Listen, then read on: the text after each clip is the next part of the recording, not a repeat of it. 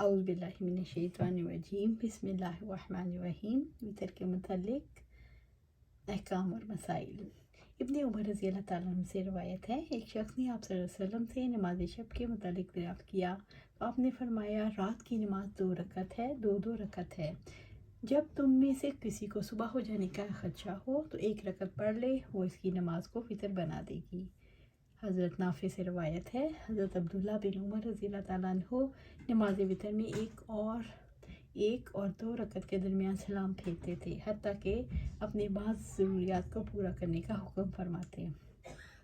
اس حدیث کے پیش نظر بعض حضرات کا موقف ہے، ایک وتر پڑھنے کے لیے شرط ہے اس سے پہلے کچھ نہ کچھ نماز پڑھی گئی ہو، صرف 1 رکعت پر اتفاق صحیح نہیں، لیکن یہ موقف صحیح حدیث کے خلاف ہے، کیونکہ حدیث میں ہے آپ صلی اللہ علیہ وسلم نے فرمایا وتر برحق ہے، اس لیے جو چاہے 5 پڑھ لے، 3 پڑھ لے یا 1 ہی وتر پڑھ لے۔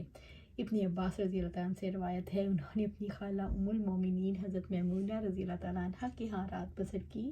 فرماتی ہیں، میں بستر کے عرض میں لیٹ گیا، جبکہ آپ صلی اللہ علیہ وسلم اور آپ کی اہلیہ محترمہ اس کے طول میں محو استراحت ہوئے۔ آپ آدھی یا اس کے لگ بھگ رات تک سوئے، پھر جب بیدار ہوئے تو چہرے پر ہاتھ پھیر کر نیند کے اثرات دور کیے۔ اس کے بعد آپ نے سورہ آل عمران کی 10 آیات تلاوت فرمائی، پھر آپ پانی سے بھری ہوئی آویزاں پرانی مشق کی طرف آئے، اس سے اچھی طرح وضو کیا اور نماز کے لیے کھڑے ہو گئے۔ میں بھی اسی طرح کرتا ہوا آپ کے پہلو میں جا کھڑا ہوا۔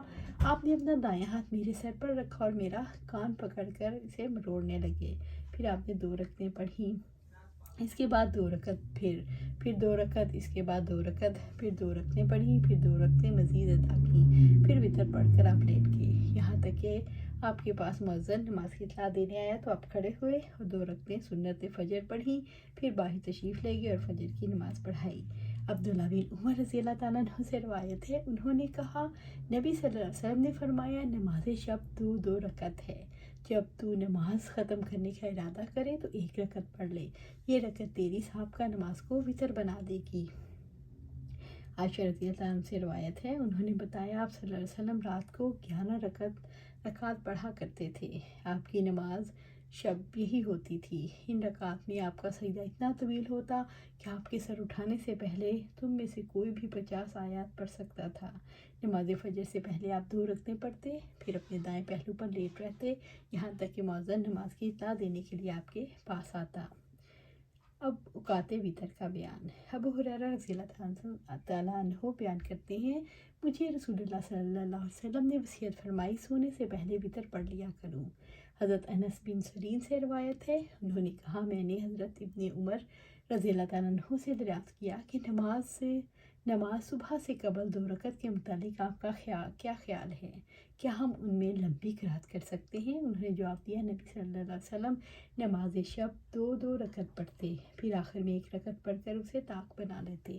صبح کی نماز سے پہلے 2 رکعت تو اس طرح ادا کرتے گویا اذان یعنی اقامت کی آواز آپ کے کان میں پڑ رہی ہے۔ عائشہ رضی اللہ عنہ سے روایت ہے، انہوں نے فرمایا، آپ صلی اللہ علیہ وسلم نے رات کے ہر حصے میں نماز وتر ادا کی ہے، بالآخر آپ کی نماز وتر وقت سحر تک پہنچ گئی۔ نبی صلی اللہ علیہ وسلم اپنے اہل خانہ کو وتر کے لیے بیدار کرتا۔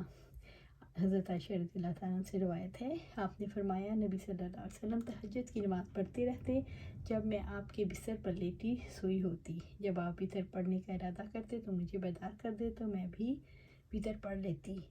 نمازی کو چاہیے اپنی رات کی آخری نماز وتر کو بنائے۔ حضرت ابن عمر رضی اللہ تعالیٰ عنہ سے روایت ہے، انہوں نے کہا، نبی صلی اللہ علیہ وسلم نے فرمایا، لوگوں رات کی آخری نماز وتر کو بناؤ۔ رات کی آخری نماز وتر کو بنانے کے متعلق مذکورہ امر نبوی استحباب کے لیے ہے، کیونکہ آپ صلی اللہ علیہ وسلم نے نماز وتر کے بعد 2 رکعت پڑھنا بھی ثابت ہے۔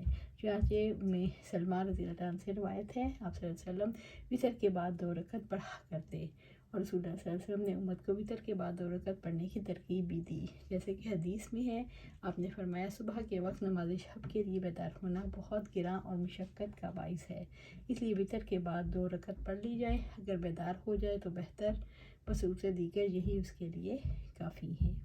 اللہ سبحانہ تعالیٰ سے دعا ہے، قرآن و سنت جو ہم پڑھتے ہیں اسے ہمارے دلوں میں اتار دے اور ہماری عملی زندگیوں میں اس کا اظہار ہو اور اس پر استقامت دے۔ آمین یا رب العالمین.